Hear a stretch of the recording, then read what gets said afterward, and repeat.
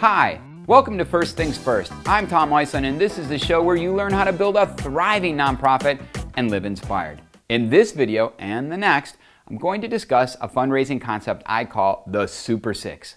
It's a fundraising hack that will keep you focused on the bigger picture of what influences donors to give.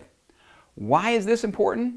Because the more you understand and target these influencing factors, the greater the likelihood of a gift. And who doesn't want more donors and more gifts? Okay, let's get started. We all know there are dozens of factors, reasons, and motives that influence a donor's decision when selecting a nonprofit to support.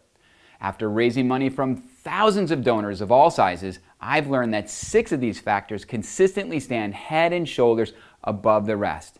I call these factors the Super Six because the higher a donor emotionally and mentally rates a nonprofit on these 6 factors alone, the greater the likelihood they will make a gift. Here's the Super Six. Number 1, issues they care about. Number 2, missions they believe in. Number 3, organizations they trust. Number 4, people they like. Number 5, first-rate performance and impact. And number 6, outstanding donor relations and customer service. You should always be thinking about how your donors are rating you in each of these 6 categories, and you should always be trying to find ways to improve your Super Six score. Let me give you a brief overview of each of the Super Six factors.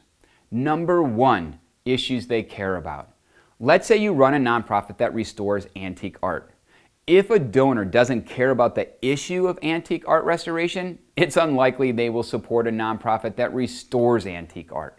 Sure, they may make a one-time small gift if a friend asks them to make a donation, but they're highly unlikely to become an engaged long-time donor. However, if a donor cares about the issue of antique art restoration, then the donor may be receptive to supporting a number of nonprofits that address the issue of antique art restoration. What does this mean to you? It means that you should find and retain more donors who care about the issue you're addressing, or spend time to educate and convince potential donors why they should care about the issue. Number 2, missions they believe in. In larger cities, there might be dozens of different missions addressing a single issue, like hunger. When faced with a variety of mission choices to address a single issue, a donor will typically choose a mission they believe in. For example, one donor may believe strongly in supporting soup kitchens, while another may believe strongly in supporting Meals on Wheels programs for seniors. Once you find donors that care about your issue, you need to show them how your mission distinguishes itself from other missions addressing the same issue. Some donors support multiple missions that address an issue, but most donors support only one mission addressing an issue. Why should donors support your mission and not the one across town? Number 3, organizations they trust. Donors like to support nonprofits they trust. They want to feel secure that the nonprofits they give money to are trustworthy and will use their money wisely. They expect reliable service and consistent messages.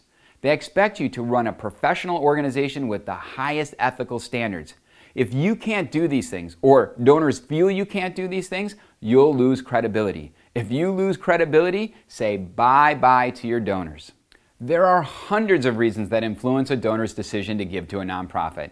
You need only focus on 6, the Super Six. If you can do that, you'll win the hearts and minds and the pocketbooks of more donors with less effort. Well, that's it for today. Thanks again for tuning in. For part 2 of this video, simply click on the link here, or is it here? And remember, keep fueling your passion and giving back, because the world needs more people like you to make it a better place. Have an outstanding day. This is how you relax when you're not helping nonprofits. Oh, that is so lame.